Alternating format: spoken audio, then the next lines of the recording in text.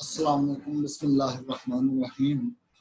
अल्लाह के नाम से शुरू जो निहायत मेहरबान और रहम करने वाला है, जो दिलों में नूर ईमान पैदा करने वाला है। This is mathematics tutorial lecture for inter part 2। My name is Muhammad Awais Nasser, presented by these lectures are presented by Harunabad Science College. This is lecture number 8. My phone number and email I have mentioned over here, and I have also mentioned some coordination timing for your question and queries. So now we can start our today's lecture. हमारा आज का lecture है theorems of differentiation. Last time हम लोगों ने differentiation पढ़ा, जिसमें हम लोगों ने बहुत सारी चीजें डिस्कस की। By first principle definition, by definition functions का डेरिवेटिव हम लोगों ने फाइंड किया by first principle, by ab initio method. अब हम लोग डेरिवेटिव फाइंड करेंगे नॉट बाय फर्स्ट प्रिंसिपल और ab initio method,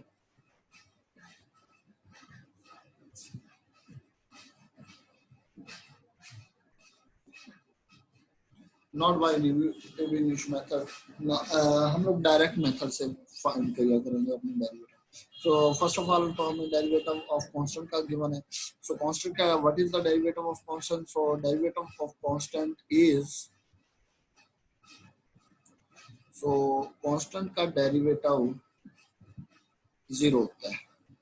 since the derivative of constant function is 0, हम लोगों ने लास्ट टाइम भी इसे डिफाइन किया था। तो one thing you need to remember is that the derivative of constant function is always 0. So what about the variable function? A function with variable n, with power, a function with variable x and has power n. अगर कोई function के अंदर variable है और उसके power आ रही है, तो हम लोग उसका डेरिवेटिव लेंगे, पावर को नीचे उतार लेंगे, एक पावर कम करेंगे और विदाउट पावर डेरिवेटिव करेंगे। सिंस यहाँ पर वेरिएबल x है, हम लोग डेरिवेटिव भी x के रिस्पेक्ट में लेंगे, तो ये अपने आप में बनेगा dx बाय dx, और dx बाय dx एक दूसरे से कैंसिल हो सकते हैं। इसका मतलब ये dx बाय dx एक दूसरे से कैंसिल होंगे और रिजल्ट में हमें जो वैल्यू मिलेगी वो होगी 1। सो यहाँ तक आप लोगों को एक बात चीज याद रखने की जरूरत है, और वो ये है कि वेरिएबल का अपने आपके रिस्पेक्ट में डेरिवेटिव हमेशा 1 रहेगा। So dx by dx is always 1। So यहाँ पर हमें ये चीज गिवन है x रेज़ पावर n में, तो हम लोग करेंगे ये पावर डाउन, पावर को शुरू में उतार लेंगे, नीचे उतार लेंगे, power down 1 power less and without power derivative. That is the rule for power function. So इससे रिलेशन बनाकर हम लोग अपने derivative, our first part is derivative of y c of x। अगर कोई कांस्टेंट किसी फंक्शन के साथ अप्लाई हो रहा है, तो हम लोग करेंगे ये कि कांस्टेंट को बाहर, यहाँ पर हम लोगों को डेरिवेटिव फाइंड करने की जरूरत है। फॉर एग्जांपल हम लोगों ने यहाँ पर डेरिवेटिव फाइंड करना है सी एफ ऑफ एक्स का। इस पर डेरिवेटिव हम लोगों ने अप्लाई कर दिया विद रिस्पेक्ट टू एक्स। सो यहाँ पर कांस्टेंट बाहर चला गया और फंक्शन का डेरिवेटिव आ गया, तो ये डेरिवेटिव आपके पास बनेगा C F,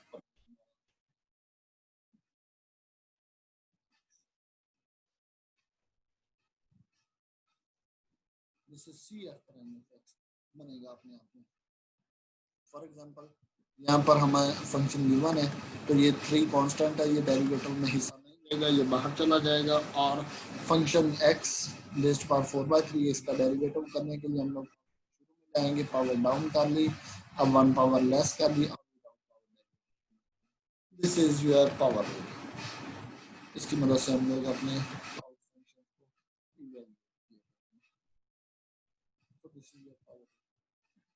now we are taking the derivative of the function which are expressed in some terms. अगर कोई दो फंक्शन आपके पास जमा हो रहे हैं या माइनस हो रहे हैं, तो आप लोग उन पर डेरिवेटिव अगर अप्लाई कर रहे हो, तो उन दोनों पर अलग अलग से डेरिवेटिव अप्लाई करो, चाहे वो प्लस हो चाहे वो, अगर वो फंक्शन प्लस या माइनस में पड़े तो आप उन पर अलग अलग से डेरिवेटिव अप्लाई करोगे। तो ये आप लोगों को एक रफ प्रूफ गिवन है, ये आप लोगों को खुद करने की जरूरत है। ये कोई जरूरी लेना चाहिए, हमें करना जरूरी है। सो इसकी वजह से ये मैंने आपके होमवर्क का हिस्सा, This is the part of your homework. Now we are moving. हमारे पास एक एग्जांपल होगी नहीं है, चलिए हम लोग देख लेंगे example. For example derivative of a product function. अगर आपके पास कोई दो फंक्शन प्रोडक्ट में पड़े, फॉर एग्जांपल मल्टीप्लाई में x dot G of x, दो फंक्शन मल्टीप्लाई हो रहे हैं, उसको आप डेरिवेटिव लेना चाह रहे हो, तो डेरिवेटिव का तरीका कार ये है कि आप लोग पहले फंक्शन का डेरिवेटिव लोगे, दूसरे को वैसे ही छोड़ दोगे, फिर प्लस करोगे आप, फिर आप दूसरे को वैसे छोड़ोगे, पहले को वैसे छोड़ोगे और दूसरे को. तो यहाँ पर डेरिवेटिव दूसरे डिवाइड बाय dx के फॉर्म में लिखा हुआ है, वहाँ पर सिर्फ प्राइम में लिखा, यहाँ पर डेरिवेटिव, इससे कोई इफेक्ट नहीं, दोनों से आप रिप्रेजेंट कर सकते हो. ये इन्होंने प्रूव किया बाय फर्स्ट प्रिंसिपल. सो ये चीज आपको प्रूव करने की जरूरत है. This is your part of homework. This is your part of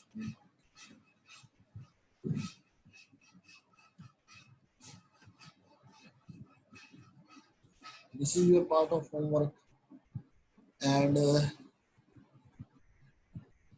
this is your part of homework. All the proofs are your homework, in your homework. So हर जगह नहीं लिखा जा सकता, आप लोगों को याद करने की जरूरत है कि ये सारे पार्ट्स आपके होमवर्क में, ये ऑलरेडी आपकी बुक में सॉल्व है, आप लोगों को सिर्फ समझने की जरूरत है और उसे लिखने की जरूरत है. मैं आप लोगों से पूछूंगा ये स्टेप कहाँ से आया, कैसे आया, आप लोगों को हर एक चीज का आइडिया होना चाहिए. सो ये रूल है कि पहला वैसे ही दूसरे का डेरिवेटिव जमा दूसरा वैसे ही पहले का डेरिवेटिव. नेक्स्ट है लास्टली हम लोग डिफाइन करेंगे अपना क्वेश्चन रूल. जैसे यहाँ पर दो फंक्शन मल्टीप्लाई में आ रहे हैं, तो इन्होंने क्या किया कि पहला फंक्शन ये कांस्टेंट है, कांस्टेंट तो सिंपली डेरिवेटिव से बाहर चला जाएगा, हिस्सा नहीं लेगा, ये कांस्टेंट बाहर चला जाएगा. तो पहले का डेरिवेटिव दूसरा वैसे ही, पहला वैसे ही दूसरे का, तो पहला वैसे ही दूसरे का डेरिवेटिव जमा दूसरा वैसे ही पहले का. इसको सिंप्लीफाई करके उन्होंने डेरिवेटिव फाइंड कर दिया. Derivative of quotient function. So quotient function, what is the derivative of quotient function? To define the derivative of quotient function, we need to remember this result. This. So अगर कोई दो function rational function है, अगर कोई function rational function है, दो function divide में आ रहे हैं. रैशनल फंक्शन एक ऐसा फंक्शन होता है जिसमें दो फंक्शन डिवाइड नहीं है. सो एफ ऑफ एक्स एक फंक्शन है डिवाइड में पड़ा और जी ऑफ एक्स एक फंक्शन डिवाइड में पड़ा. सो ये फंक्शन आपके डिवाइड में पड़े हैं. सो अगर दो फंक्शन आपके डिवाइड में पड़े हैं, उसका डेरिवेटिव आप लेना चाह रहे हो, तो रूल ये है कि नीचे वाले का स्क्वायर होगा, नीचे वाला वैसे ही आएगा ऊपर वाले का डेरिवेटिव, फिर माइनस ऊपर वाला वैसे ही होगा नीचे वाले का derivative. So this is the all is the formula और result to define the derivative in rational functions. So rational में डेरिवेटिव डिफाइन करने का ये तरीका. Now we can move up to our exercise. हमें डिफरेंशिएट करना है इस फंक्शन को विद रिस्पेक्ट टू एक्स. अब ये सारे फंक्शन ऐड हो रहे हैं, एक फंक्शन ये एक्स पावर 4 है, एक 2x क्यूब है, एक x स्क्वायर है. ये तीन फंक्शन ऐड हो रहे हैं, तो इन पर डेरिवेटिव अप्लाई करना है. तो हम लोगों ने डेरिवेटिव अप्लाई करने पर सब पर अलग अलग डेरिवेटिव अप्लाई कर दिया. 4x क्यूब, 4x का डेरिवेटिव अलग से, 2x क्यूब का डेरिवेटिव अलग से. यहाँ पर 2 कांस्टेंट है इसलिए बाहर निकाल दिया, सिर्फ x क्यूब पर डेरिवेटिव अप्लाई होगा, कांस्टेंट पर डेरिवेटिव नहीं होगा. कांस्टेंट हमेशा वेरिएबल से बाहर चला, पीछे चला जाएगा, शुरू में आता है बाहर आता है. तो यहाँ पर कांस्टेंट नहीं है, x स्क्वायर है तो x स्क्वायर का डेरिवेटिव 1x है. तो पावर रूल लगाने की जरूरत है. पावर डाउन हो गई, 4 शुरू में आ गया, 1 पावर लेस हो गई, power down 1 power down. Simply 3 शुरू में आएगा, 3 2 से जरा होकर 6 बनेगा, 3 से कम होकर 2 रहेगा. यहाँ पर 2 पावर शुरू में आ गई और 2 से कम होकर 1 x. तो power down 1 power less and without power. Second में भी उन्होंने यही किया. क्वेश्चन में y आपको गिवन है, आप लोगों ने सब पर अलग अलग से डेरिवेटिव अप्लाई किया. ये कांस्टेंट है, इसके साथ वेरिएबल इसी वजह से 0 हो गया. सो बिकॉज टर्म का डेरिवेटिव आपके पास ये मौजूद है, इसमें से -3 कॉमन लिया तो ये रिजल्ट मिला। Question number 3 is of quotient rule. ये आपका क्वेश्चन जो है ये क्वोशिएंट रूल का क्वेश्चन है। इसमें आपके पास दो फंक्शन है और वो डिवाइड में आ रहे हैं, वो दो फंक्शन डिवाइड में है। तो आप लोग करना ये है लेने के लिए नीचे वाले का स्क्वायर, नीचे वाला वैसा ही, नीचे वाला वैसे ही, ऊपर वाले का डेरिवेटिव माइनस ऊपर वाला वैसे ही, नीचे वाले का derivative. So a minus x आपका वैसे का वैसे ही आ जाएगा। यहाँ पर a कांस्टेंट है, इसका डेरिवेटिव 0 हो गया और x का डेरिवेटिव 1 हो गया। ये 0 + 1, ये माइनस एज इट इज आ गया और ये a + x वैसे का वैसे ही, कोई डेरिवेटिव नहीं। इस पर डेरिवेटिव a का डेरिवेटिव 0 हो गया और यहाँ पर -x का डेरिवेटिव -1 हो गया। On simplifying we are get, यहाँ पर भी क्वोशिएंट रूल लगाया इन्होंने, तो आप लोग इजीली इसे इवैल्यूएट कर सकते हो। यहाँ पर प्रोडक्ट रूल लगाना चाहे तो लगा सकते हैं, लेकिन इजी करने के लिए इन्होंने क्या किया है, इन दोनों प्रोडक्ट को आपस में मल्टीप्लाई की है। इन दोनों मल्टीप्लाई करने पर इन्हें ये इक्वेशन मिलती है। इस इक्वेशन पर डेरिवेटिव अप्लाई, सब पर अलग अलग से डेरिवेटिव अप्लाई किया। यहाँ पर इन्होंने इस टर्म का स्क्वायर खोला है, a square plus b square minus 2ab, और इसको इवैल्यूएट करने पर ये फंक्शन मिला, ये इक्वेशन मिली, इस पर डेरिवेटिव अप्लाई किया तो इन्हें ये रिजल्ट मिला। यहाँ पर पहले इन दोनों को इन्होंने मल्टीप्लाई किया है, फिर नीचे वाले से डिवाइड करके अपनी इक्वेशन बना ली, ये इक्वेशन बन गई इनकी। अब इस इक्वेशन पर क्वेश्चन नंबर 8 आपका क्वोशिएंट रूल का पार्ट है। इसमें आप लोगों ने क्वोशिएंट रूल लगाना है। तो what about the quotient rule of this question. So इस क्वेश्चन में हम लोग क्वोशिएंट रूल लगाते हैं। यहाँ पर नीचे वाले का स्क्वायर आ गया, नीचे वाला वैसे ही आ गया, ऊपर वाले का डेरिवेटिव माइनस ऊपर वाला। अब x - 1 वैसे ही, x² - 1 वैसे ही आ गया। यहाँ पर पावर है तो पावर शुरू में आ गई, पावर डाउन हो गई, 1 पावर लेस हो गई और विदाउट पावर, और फिर ये वाला फंक्शन x² का डेरिवेटिव 2x होगा और -1 का derivative 0। So this is 2x। नीचे वाली टर्म वैसे की वैसे ही होगी, कोई दोनों में 2x इंटू + 1 कॉमन आ रहा है, वो कॉमन ले लिया और बकाया सारे को इवैल्यूएट करके इन्होंने ये आंसर गेट कर दिया। इस पर क्वेश्चन रूल लगाना है, ये आप लोगों में ऑलरेडी सॉल्व है, आप लोगों को समझने की जरूरत है। ये भी आपके लिए सॉल्व है, इसे कीजिएगा। सो क्वेश्चन नंबर 14 में आप लोगों को रैशनलाइज करने की जरूरत है।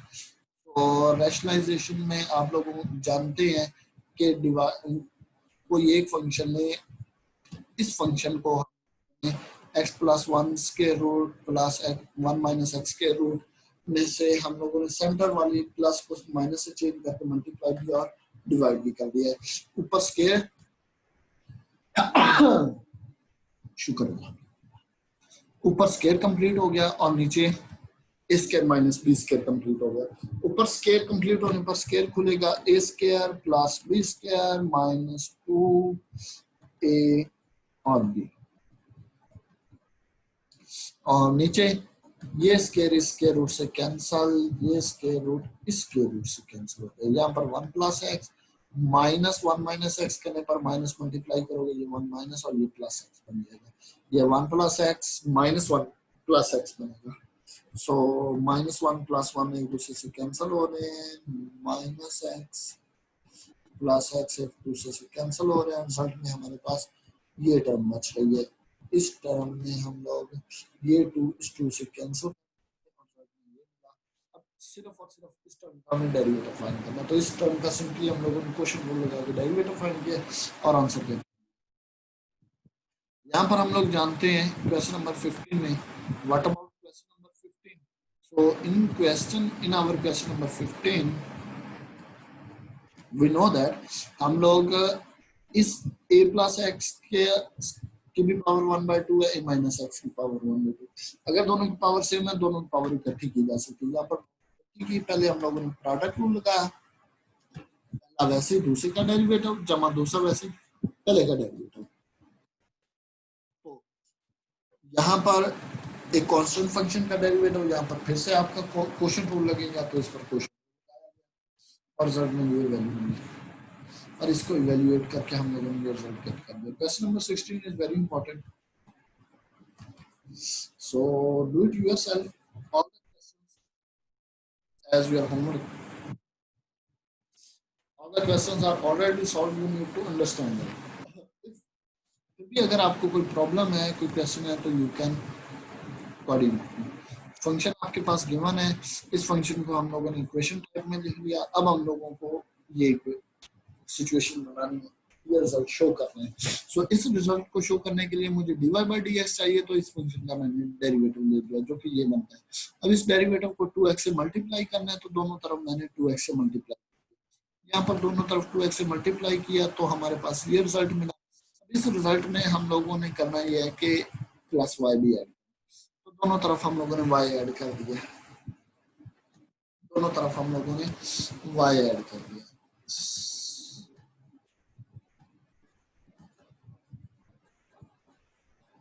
सो यहाँ इस तरफ भी y ऐड कर दिया, इस तरफ भी y ऐड कर दिया। सिंस y की वैल्यू होती है, हम लोगों ने y की वैल्यू ये जानी, तो ये y की जगह पर हम लोग उसकी वैल्यू रिप्लेस कर देते हैं। यहाँ पर वैल्यू रिप्लेस कर दी, ये माइनस ये प्लस, ये दो टर्म्स है आपके पास। सो ये आपके पास, सॉरी ये तो y की वैल्यू थी ना, this is the value of y, since this is the value of y। So यहाँ पर x raise power 1/2 plus x raise power 1/2, 2 time x raise power 1/2 और 1/2 स्क्वायर रूट x।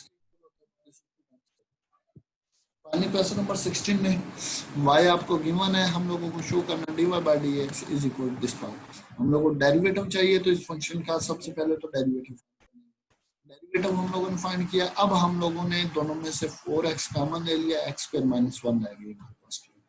तो अब इस टर्म को हम लोगों को इवेल्युएट करना है।